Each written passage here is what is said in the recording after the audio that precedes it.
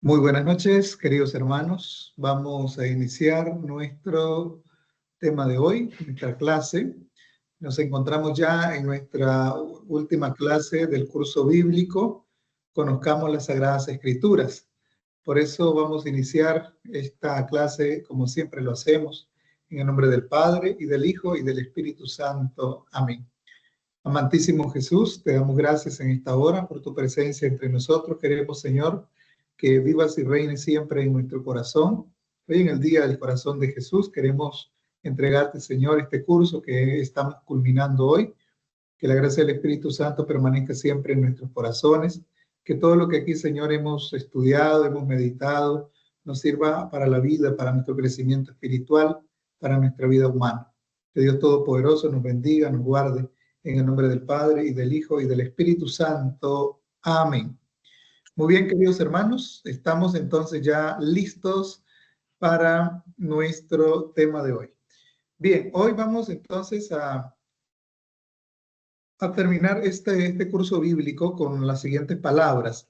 Son 6 palabritas que nos faltan: la palabra salvar, santidad, Satán, temor de Dios, templo o tienda del encuentro, como algunas veces se le conoce, y verdad o fidelidad. ¿Listo? Esas son las palabritas que hoy vamos a meditar entonces. Bien, empecemos. La primera palabra para hoy es salvar. Esta palabra entonces tiene su origen en realidad profano, ¿ya? En hebreo se dice yazah y significa cuando alguien es liberado de un peligro. Ustedes saben que una cosa es librar y otra liberar, sobre todo en la guerra, ¿ya? Entonces, en griego se dice sozo, es cuando salvar en griego sería curar, cuando alguien te cura y te salvó, ya te curó, salvar de una enfermedad o de la muerte misma. Entonces estás enfermo, entonces te curan, entonces te salvan de morir. En ese sentido se entiende en el griego. Y en el hebreo se entiende más como salvar de un peligro o de ir a la guerra, ¿ya? Entonces, un oficial, un médico, un bombero, un abogado pueden ser salvadores. De ahí viene también cuando alguien está cuidando en el mar, se llama salvavidas, ¿ya? En la antigüedad entonces se daba el título soter. El soter es el que salva, los dioses sanadores como Esculapio o incluso algunos soberanos. De ahí viene eso, si han escuchado ustedes alguna vez en la historia de la humanidad, cómo se hablaba de los dioses sanadores, por eso, porque eran salvadores, y así los entendían las culturas o las civilizaciones.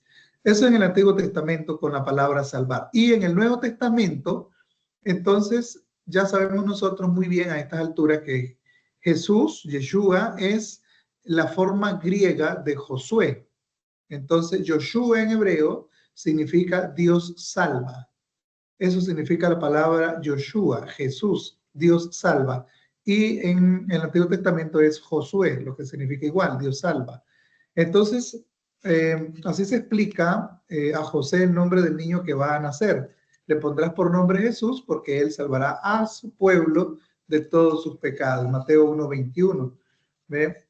Entonces, las numerosas curaciones también que Jesús va realizando en el camino muestran cómo Jesús es ese salvador. El soter, no solamente el soter, sino también el sozo, y en griego, que es el que salva, el que está salvando, curando de la enfermedad, evitando que se muera la gente. Jesús rechaza separar los males del cuerpo y los del alma. Los primeros son, por otra parte, frecuentemente entonces expresión de los últimos. ¿Ya? Entonces, el mal del cuerpo es por el mal del alma. Entonces, es la persona entera la que Jesús salva de una manera integral. No te dice, no, te salvo el cuerpo, pero el alma no hay nada que hacer, o viceversa.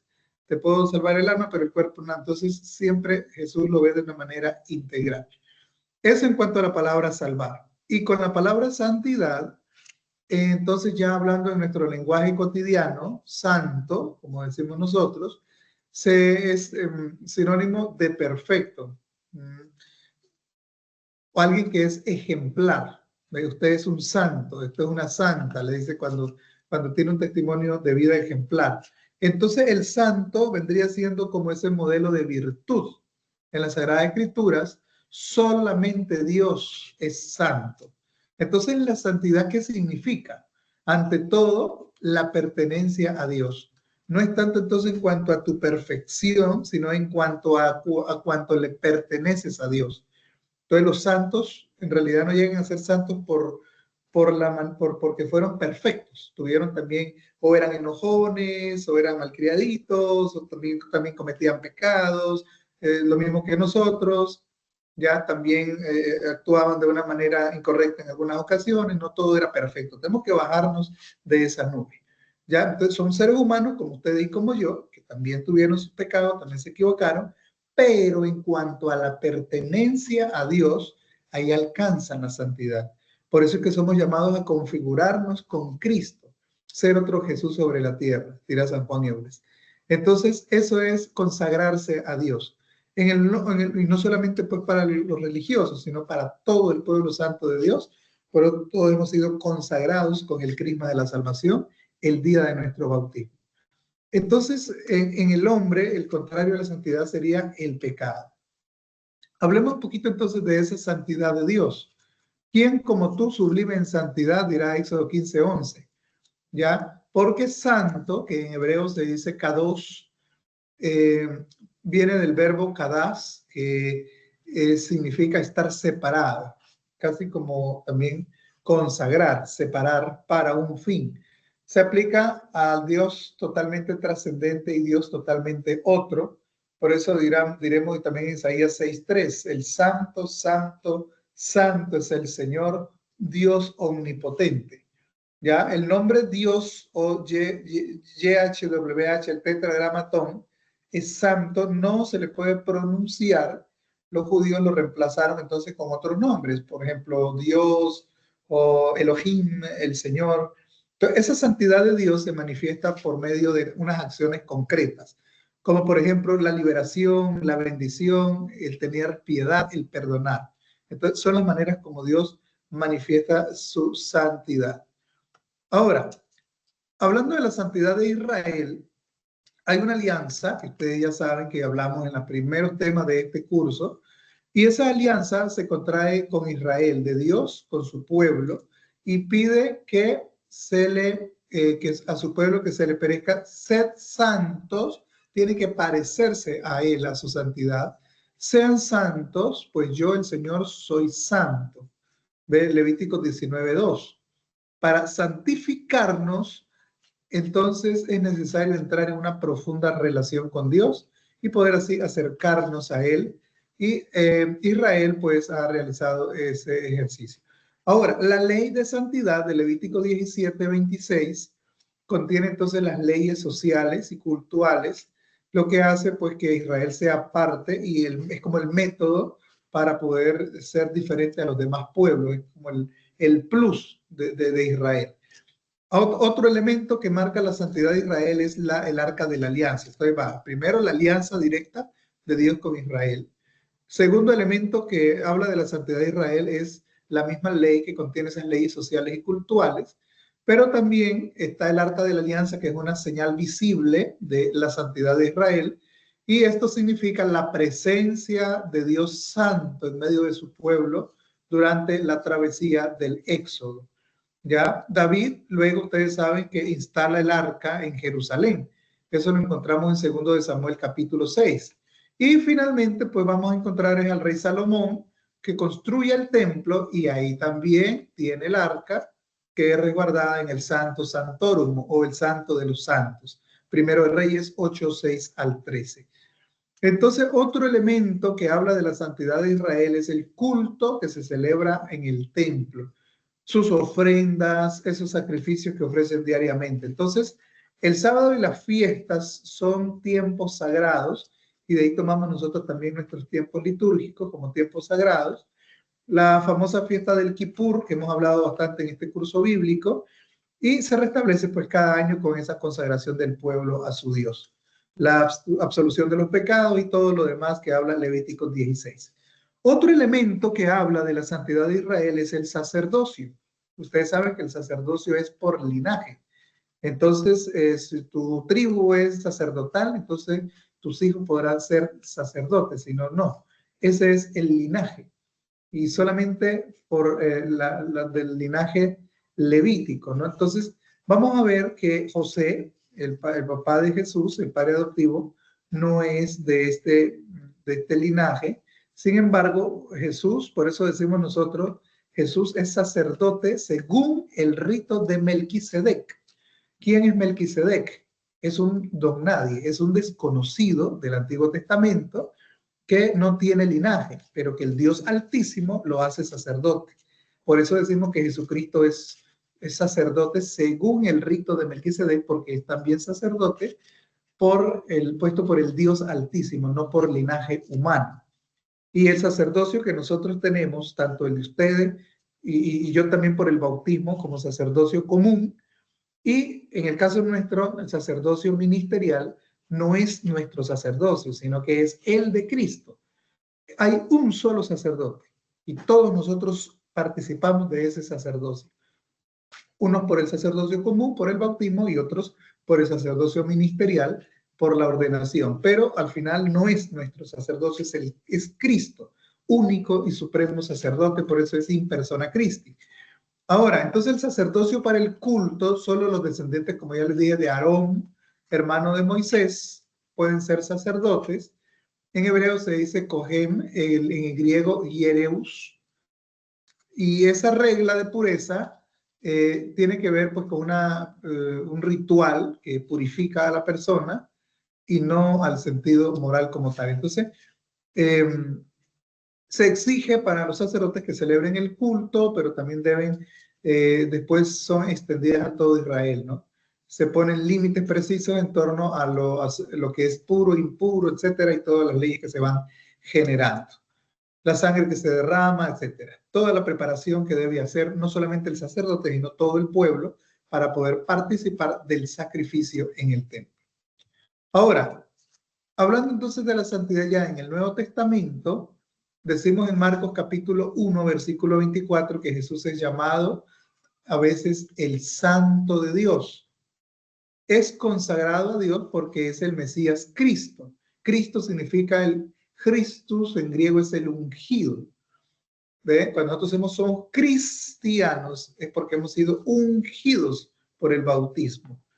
También su propio Hijo, entonces en él habita el Espíritu de Dios, el Espíritu Santo, y los bautizados por su Espíritu también somos santificados, consagrados para Dios en cuanto a pertenencia al cuerpo místico de Cristo y a la presencia, lógicamente, entonces si pertenecemos a Cristo, le pertenecemos a Dios. Viene una palabrita aquí, entonces, que tiene que ver y es Satán. Hoy, cuando hablamos de Satán, si yo les digo inmediatamente, ustedes piensan o imaginan la palabra diablo, ¿no? Como una figura mítica.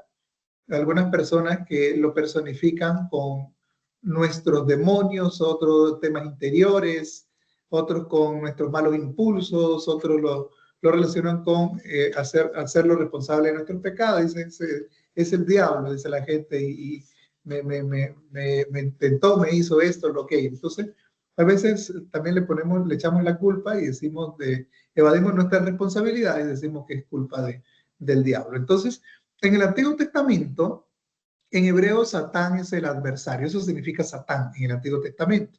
¿Dónde encontramos esta palabra más? En el libro de Job. Job capítulo 1, del 6 al 12, vamos a encontrar que es un proceso en el que no solamente es el adversario, Satán, sino que también es el acusador. Entonces Job es acusado ante Dios por Satán. Por eso es Satán, porque es el que lo acusa delante de Dios, el acusador. Ya, entonces espía a los hombres para denunciarlos con Dios. Entonces se convierte en alguien que está ahí todo el tiempo llevando cuento y poniendo, hablando mal de los demás. Entonces ese es Satán, el acusador, haciendo quedar mal al otro delante de Dios, delante de los demás. Entonces, en una visión también está Satán que acusa al sumo sacerdote Josué, para que vean que no solamente es a Job, sino que también al sacerdote Josué lo acusa, Satán.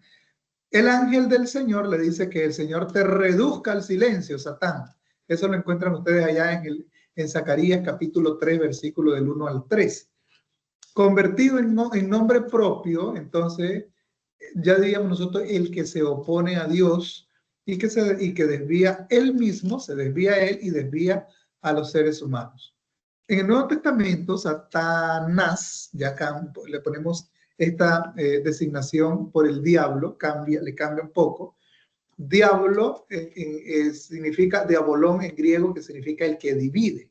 Entonces vean cómo va haciendo como el trance aquí de Satán, el adversario, el acusador en el Antiguo Testamento, pasará al Nuevo Testamento como de Satán a Satanás, que se designará como diablo, y diablo viene de diabolón, diabolos, que es el que divide, el que trata entonces de romper esa relación que te hace santo, que ya hablamos. Entonces, su propósito es solamente romper nuestra relación con Dios, relación de los hombres entre sí mismos y con Dios. Ese es su objetivo, nada más. Entonces, Satán, digamos, en la evolución, entre comillas, del Nuevo Testamento, ya no se dedica a acusar a nadie. Lo que hace más bien ahora es dividir, romper, generar una ruptura en la relación del ser humano consigo mismo y con los demás. Por eso es que nosotros, cuando iniciamos la Cuaresma, el miércoles de ceniza, en la liturgia se predica sobre los tres principios evangélicos: el ayuno, la oración y la limosna. Son estos tres principios que fortalecen mi relación conmigo, con Dios y con los demás. ¿Ve? Porque ese es el objetivo y es lo que el diálogo va a tratar de romper. El malo, el que hace el mal, el acusador, el adversario de los hombres. Se le dan entonces algunos otros nombres más en la Sagrada Escritura que ustedes seguramente lo han escuchado, como Belcebú, el Belial, el dragón maligno, príncipe de este mundo o serpiente infernal, como lo dirá el Apocalipsis. Entonces es una acción maléfica que se denuncia a través de muchas expresiones. Por ejemplo, el tentador, Jesús en el desierto lo tienta, Mateo 4:1-11, pero también lo encontramos como con Pedro: ponte detrás de mí, Satanás, le dice Jesús en Mateo 16:23. Compara a Pedro con Satanás, en el sentido cuando te estás tratando de romper la relación con Dios. El que divide, porque divide ese propósito santo de Dios de santificar y redimir al ser humano. El que siembra la cizaña también y la discordia. Mateo y Romanos lo encontramos. O el enemigo, el adversario, de 1 de Pedro 5:8. También se le conoce como el homicida, de Juan 8:44. También se le conoce como el seductor, 2 de Tesalonicenses capítulo 2, versículos del 9 al 10, y también como el mentiroso, el padre de la mentira, de Juan 8:44, también el que se disfraza, sea de corderito o el que se disfraza de ángel de la luz. Bien, son maneras de llamarle. Ahora, hablando entonces del combate contra Satanás, el relato entonces de las tentaciones de Jesús en el desierto, ustedes saben que se expresan y esperan de él milagros. Convierte esta piedra en pan. Tírate de aquí arriba porque los ángeles te sostendrán. ¿Ya? Tiene que ver con un tanto esperando un milagro, una toma del poder político. Te daré todos los reinos del mundo si me adoras, pero sobre todo no espera la muerte, sino que es esa toma del poder político. Bien, los que pasan el adversario del pie de la cruz, todo eso lo vamos encontrando ahí en este tema de las tentaciones. Al anunciar entonces la llegada del reino de Dios, Jesús lo que anuncia es la derrota de Satanás. Le dice a los discípulos, ¿se acuerdan ustedes los que envió de 2 en 2? Y cuando vuelven los discípulos contentos porque han cumplido la misión, Jesús le dice: yo veía a Satanás caer del cielo como un rayo. Alégrense, no por eso que han hecho, sino porque sus nombres están inscritos en los cielos. Desde las tentaciones hasta la cruz, Jesús no cesa de librar un combate abierto, a campo abierto, contra las fuerzas del mal, contra las fuerzas de Satanás, que lo que va a tratar es siempre romper esa relación y evitar la santificación de la humanidad a través de la cruz de Cristo. Entonces se le llama de muchas maneras a estas acciones como los demonios, los espíritus inmundos que habla Marcos, y trata entonces de dominar a los hombres. Es lo que mostrará, por ejemplo, el Evangelio de Marcos con el endemoniado Geraseno, ¿se acuerdan ustedes? Hablemos de otra palabrita, del temor de Dios. Este temor de Dios, que incluso es uno de los dones del Espíritu Santo que nosotros meditamos ahora, que hace poco pasó Pentecostés. El temor de Dios entonces se entiende en las Sagradas Escrituras como esa actitud que tiene el hombre en sí mismo, en su interior, con esa experiencia de relación con Dios. Esa relación que te mantiene y te santifica y que no deja que Satanás entre y dañe tu relación con Dios. Entonces, esa actitud que tomas para mantenerte en esa relación, a eso se le llama temor de Dios. Es una manera de expresar nosotros el sentido de lo sagrado. No es miedo, no me confundan temor con miedo. Aquí temor se entiende es como ese cuido de lo sagrado, el sentido propio, la claridad de, de la conciencia al saberse en lo sagrado en lo que te encuentras, de la trascendencia de Dios. Es algo distinto entonces al miedo al peligro o al sufrimiento o a la muerte. El temor o la fe. Cuando los israelitas entonces vieron el ejército egipcio que se lanza contra ellos y van corriendo aquellos hacia el desierto y ven que está el mar rojo atravesado, dice, clamaron llenos de terror, pero Moisés les pidió, no temas, manténganse firmes en el Señor, verán su victoria, que hoy el Señor los va a librar, de Éxodo 14:13. Al final del relato, nosotros nos vamos a dar cuenta que entonces concluye diciendo, Israel temió al Señor y puso confianza en él y en Moisés, su siervo, Éxodo 14:31. Al final, hermanos, vemos que ese temor de Dios no es un miedo como este que sienten ellos, sino lo contrario. Ya es esa experiencia, como les digo, de Dios que está presente y actuante en tu vida, y eso te mantiene firme. Ese es el temor de Dios. La experiencia religiosa, lo sagrado, es a la vez entonces aterrador y fascinante. De ahí los tipos de experiencia que designa el temor de Dios. Por eso esa expresión, ¿ya? El temor servil, el del esclavo que tiene miedo a su amo, de quien le teme cólera y el castigo, pero el temor es más bien aquí entendido como la admiración de la presencia y la acción de Dios, que se reconocen a través de un acontecimiento totalmente extraordinario que deja al hombre pasmado. Ese es el temor de Dios. A lo largo de los siglos también, en los profetas, los sabios, se ha visto todo el temor de Dios y se convierte en esa experiencia positiva, sinónimo de religión, de fe. Temor de Dios significa entonces adorarlo y obedecerlo. No dudan los sabios. En Proverbios 9:10 vamos a encontrar, el temor, dice, del Señor es el principio de la sabiduría. Es una expresión temeroso de Dios que vamos a encontrar también, adquiere un sentido preciso de la era cristiana, ¿no? Cuando está en su apogeo y hasta hoy en día, designa a un pagano convertido que se ha hecho adorador del Dios de Israel. Eso lo encontramos en Hechos capítulo 10, versículos 2 hasta el 22. Adorador del Dios de Israel, pero no circuncidado, como el centurión. Ahora, en el Nuevo Testamento, entonces, como estamos hablando de Hechos, se encuentran esas mismas expresiones. Cuando Jesús resucita, se aparecen sus discípulos y ellos se encuentran aterradísimos, asustados, llenos de miedo, pero Jesús les cambia ese temor por la paz. La paz esté con ustedes. El temor aquí es el sentimiento legítimo que todo cristiano debe sentir en todo momento, ante la distancia de la separación, del amor infinito, de esa espera constante del amor de Dios.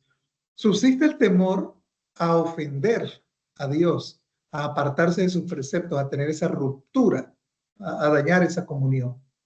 Ahora hablemos de la penúltima palabrita que tiene que ver, hermanos, con templo, o como se le conoce también, la tienda del encuentro. Bien, entonces vamos bien. Me comentan por favor si todo va bien, me están escuchando, los hermanos que están conectados. ¿Hay algún comentario hasta el momento?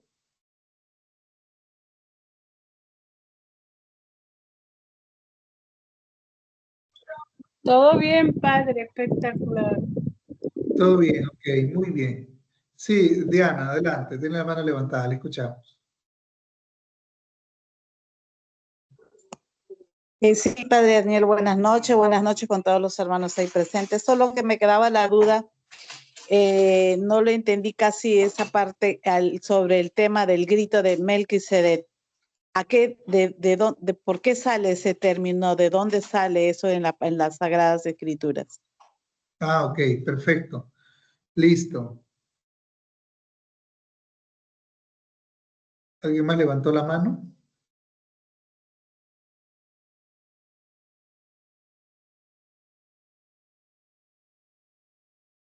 ¿Tienen la Biblia en sus manos para que busquen la cita bíblica?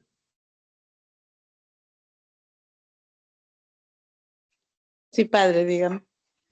Ok. Busquen entonces en su Biblia. Bueno, eso lo encontramos también en el Nuevo Testamento, en Hebreos 7:2. Vayan buscando.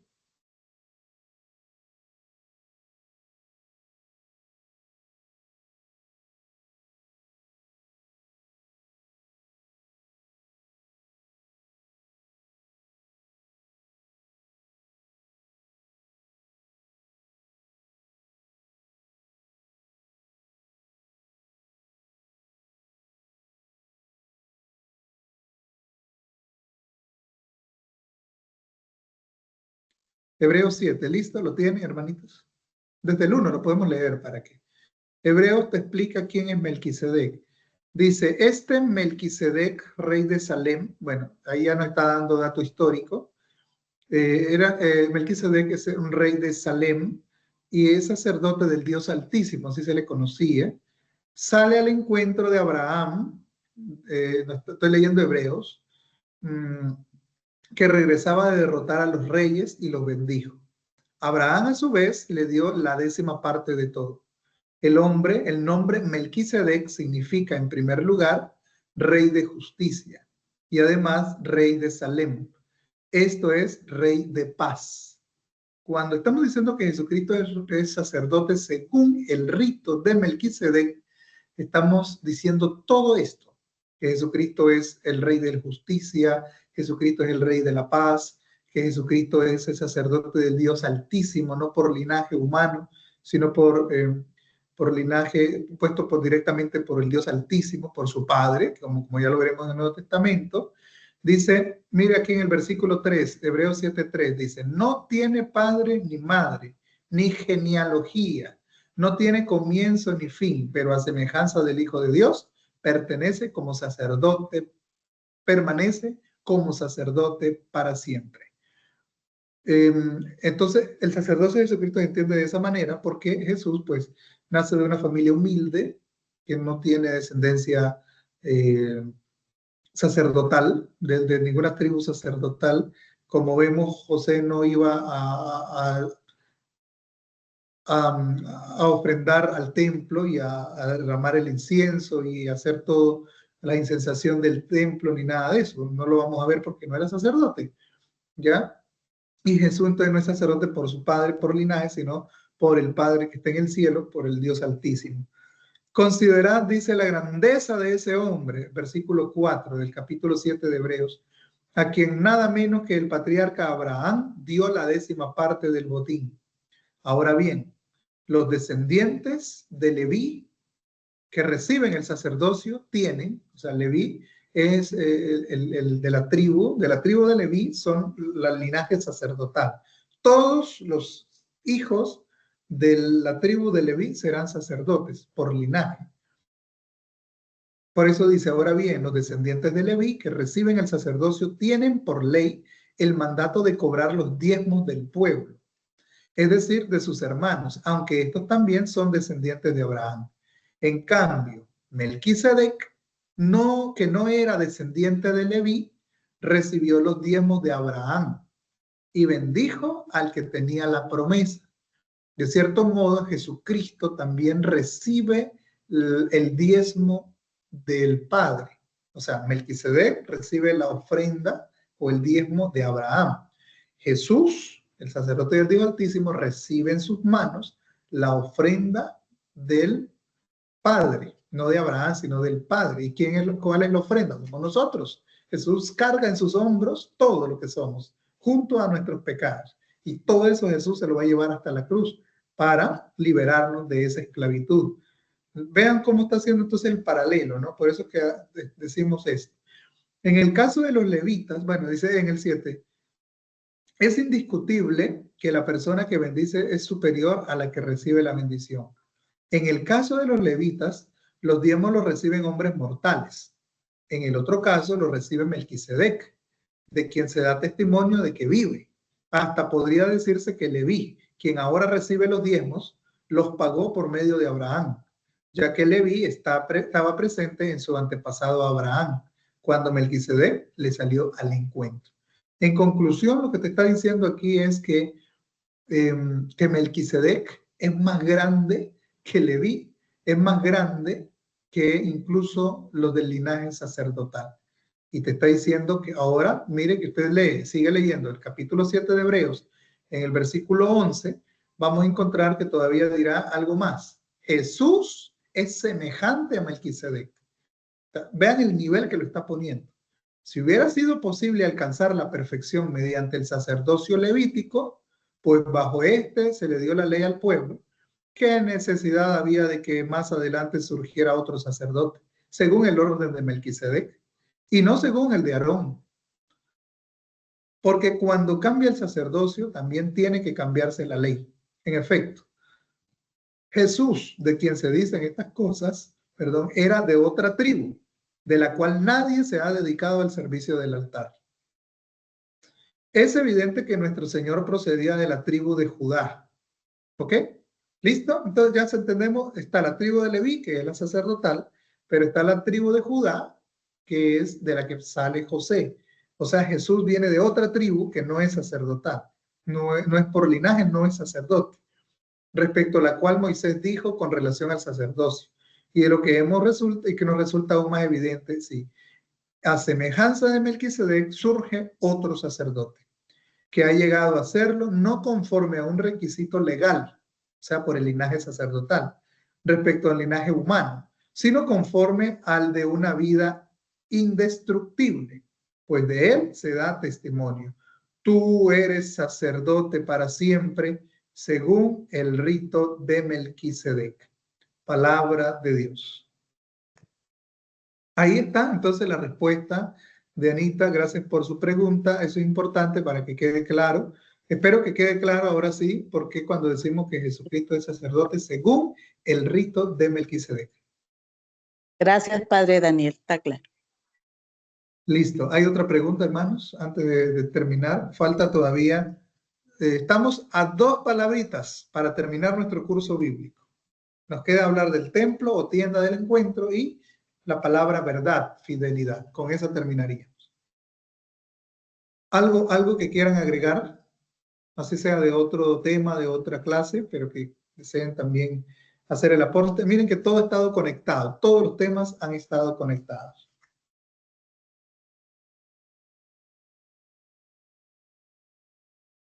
Si no es así, continuamos. Entonces, hablemos del templo.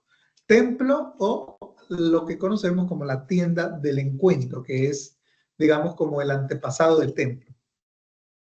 Durante el tiempo del éxodo, de la salida, del camino, en ese desierto sucede que Israel empieza a celebrar su culto, el santuario desmontable, o que llamamos tienda del encuentro. El Señor venía a ella para hablar a Moisés. Eso lo encontramos en Números 12, 4, 8. Y Dios se hace presente a su pueblo bajo la tienda del encuentro. Ya eso lo encontramos también en 2 de Samuel 7, 6 y 7. Bajo esa tienda, entonces se encontraba el arca de la alianza, el cofre que tenía las tablas de la ley y todos los objetos de culto. Ya la tierra prometida, el arca es también instalada en el santuario de Silo.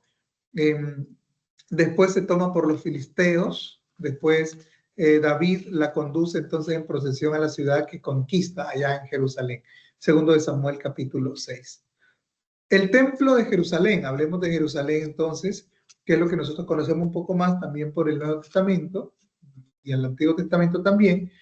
Sucede que entonces el rey David quería construir un templo para el arca, que ya no estuvieran en una tienda del encuentro, sino que querían construir un templo. pero Dios le rechazó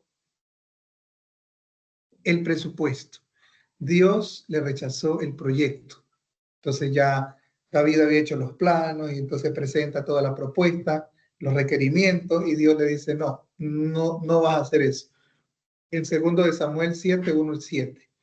Pero su hijo, el hijo de David, que es Salomón, el rey Salomón, es el que va a construir el templo hacia el año 970 antes de Cristo aproximadamente, y lo construye sobre una colina de Sión. Por eso los salmos hablan del monte Sión, porque está hablando del templo, sobre la colina del monte Sión, y el Salmo 121 dice, levanto mis ojos a los montes, ¿de dónde me vendrá el auxilio? El auxilio me viene del Señor, que hizo el cielo y la tierra, porque están viendo hacia arriba, hacia las colinas, donde está el templo, en lo alto. Entonces, es la parte más alta de Jerusalén, Primero de Reyes 6, y ese edificio es construido entonces por unos arquitectos venidos de Fenicia, y sigue el plano de los templos fenicios, ya, porque los arquitectos son de Fenicia, entonces eso es lo que ellos conocen. En el patio, el altar de los holocaustos, después vienen 3 piezas en fila. Una es el vestíbulo, otra es el santo, con el altar de los perfumes para el incienso y el candelabro de 7 brazos. Y finalmente estará ya lo que está al fondo, que nadie entra, solamente el sacerdote, que es el Sanctus Sanctorum o el Santo de los Santos. Una pequeña pieza oscura alberga el Arca de la Alianza, pero esta parte desapareció durante la destrucción del templo por los babilonios en el año 587 aproximadamente antes de Cristo. Eso lo encontramos en 2 de Reyes, capítulo 25, versículos del 8 al 17. Ahora hablemos un poquito de Jesús y el templo. Jesús se presenta entonces en el templo. Los padres de Jesús lo presentan allá en el templo, al ser el primogénito, ¿no? La ley lo dice, Lucas 2:22. Vuelve con ellos a la edad de 12 años por la Pascua, acuérdense que se perdió y después lo fueron a buscar. Al día siguiente se dieron cuenta, José y María, que eso no iba, se regresaron al templo y lo encontraron ahí hablando con los, y haciéndoles preguntas y explicándole a los estudiosos de la época. Y luego, pues, Jesús ya volvió con ellos a Jerusalén. Vuelve otra vez a su casa. Y entonces, por la Pascua, ustedes saben todo eso, ¿no? Que se perdió. No se le ve participando en un culto judío a Jesús, pero sí se le ve enseñando. Un día, para hacer que se respetara el templo como lugar de oración, ustedes saben muy bien, expulsó a los vendedores de animales y a los cambistas que estaban ahí. Lo que pasa es lo siguiente, para que entiendan lo de los cambistas, no crean que cambiaban dólares. Lo que pasa es que el templo manejaba una moneda oficial. Era una moneda que no aceptaba moneda pagana, la moneda que usaba el imperio afuera. Era una moneda especial para la ofrenda en el templo. Entonces, lo que hacía era que usted llevaba su dinero como ofrenda desde el común de lo que compraba afuera, y cuando llegaba al templo tenía que cambiar su moneda pagana por la moneda oficial del templo, y esa moneda era que usted podía ofrendar en las grandes recipientes que estaban en forma de trompeta, pero invertida. Es decir, que la parte ancha estaba abajo y la parte delgadita estaba arriba, para que primero era doble objetivo. La primera era para que sonara. Y el objetivo, entre más fuerte, entonces usted compraba la moneda de oro, que era la más cara, eso entonces iba a sonar más. Entonces, por eso Jesús llama la atención la ofrenda de la viuda. Cuando la monedita de la viuda es una moneda que no tiene valor ni por el material ni por la denominación, entonces eso ni suena siquiera en el recipiente de la ofrenda. Y eso llama la atención de Jesús. ¿Ve? Entonces, por eso dice, esta mujer ofrendó mejor que cualquier otro. Los cambistas entonces estaban ahí, eran haciendo esa transacción, pero ya se había vuelto un negocio turbio, y Jesús furioso llega y hace expulsar a todos estos vendedores de animales y cambistas. Bien, sucede que ante esta actitud de Jesús, los sacerdotes, sumos sacerdotes y los mismos saduceos quieren eliminar a Jesús y bueno, luego Jesús ya termina pues complicando más la situación cuando viene y anuncia la destrucción del templo y dice que el templo va a ser destruido y que en 3 días él lo va a reconstruir. Y ahí fue pues la gotita que derramó el vaso y ahí pues ya lo ven como una blasfemia, como una herejía. Entonces, la gran cortina del templo que se desgarra, ¿se acuerdan ustedes también el día de la muerte del Señor? Significa pues que su función se ha acabado. Cuando se rompen las cortinas del templo, significa se acabó el templo del Antiguo Testamento, ahora viene el nuevo templo, que es nuestro Señor Jesucristo, del cual todos nosotros formamos parte. Finalmente, mis hermanos, la palabra verdad y fidelidad. Son 2 palabras que sinceramente no son complementarias o no son sinónimos completamente. Entonces, corresponden a 2 lenguajes distintos en las Sagradas Escrituras. En hebreo, la palabra gemet y el verbo hamán quiere decir solidez, fidelidad. Y es lo contrario, o lo antónimo de esto sería infidelidad, ruptura o traición. Y en griego, la palabra aletheia, que significa lo que es desvelado, o nosotros conocemos como lo que está claro, o la verdad, aletheia. De aletes, no oculto, significa. Es lo contrario del error o de la mentira. Entonces, hablando de solidez, con gemet es el sentido de lo sólido, de la fiabilidad, el que domina.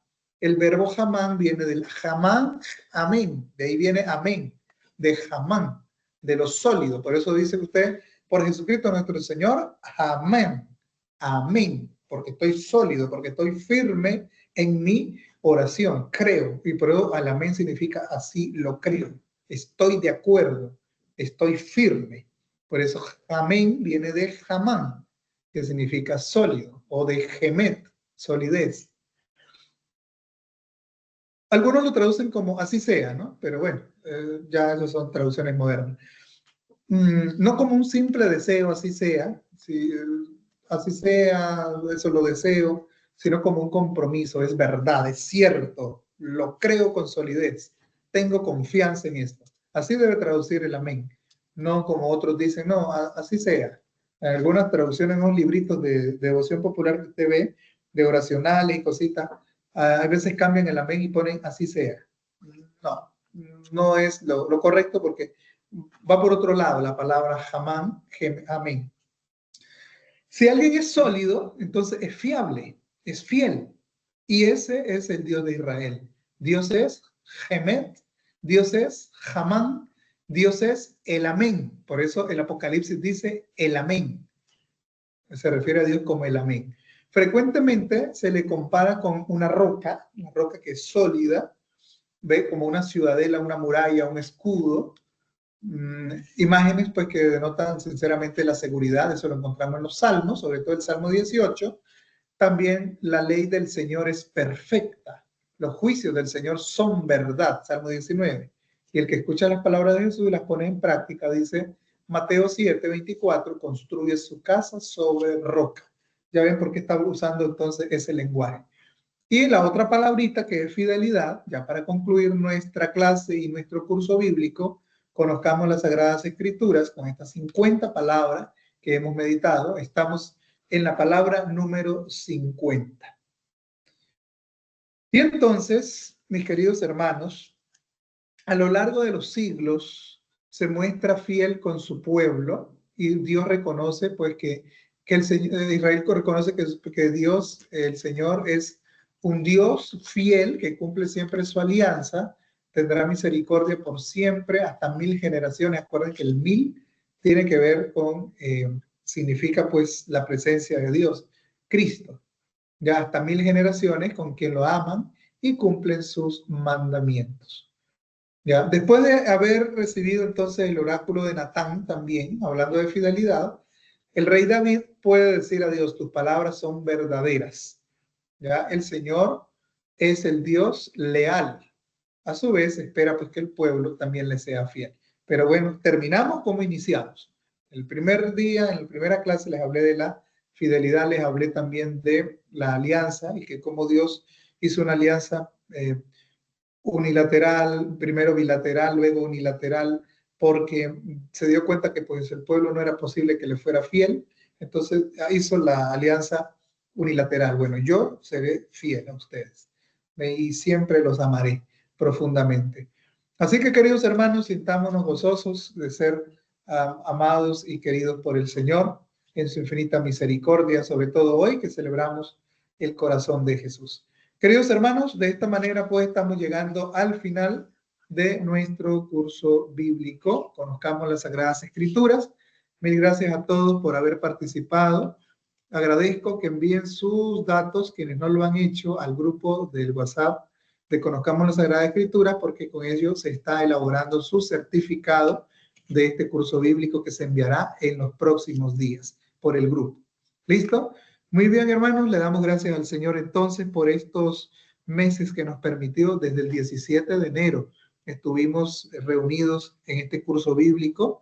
Estuvimos entonces febrero, marzo, abril, mayo y junio. Por lo menos tuvimos un poquito más de 5 meses en este curso bíblico. Se nos extendió un poco porque eran 50 palabras y tuvimos pues unas cuantas clases que no tuvimos, pero igual fue un ejercicio muy bonito. Espero que les sirva mucho para su vida espiritual y formativa.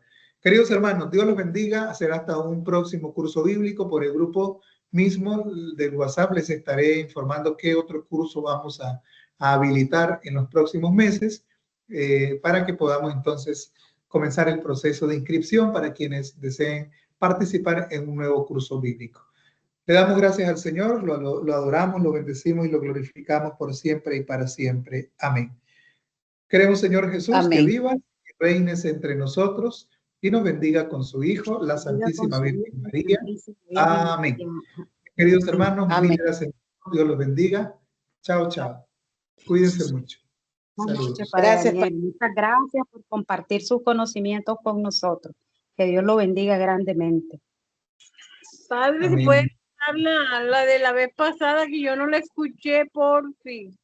Listo, van a quedar entonces las clases de todo este curso bíblico en el canal de YouTube, Padre Picado. Ahí ustedes pueden encontrar todas las clases. Listo, vamos a subir esta incluso para que también ya esté completo todo el material. Muchas gracias, Dios les bendiga. Por el grupo les voy a enviar todas las presentaciones de las clases que tuvimos, como siempre lo hacemos. Chao, chao. Muy buenas noches. Chao. Gracias.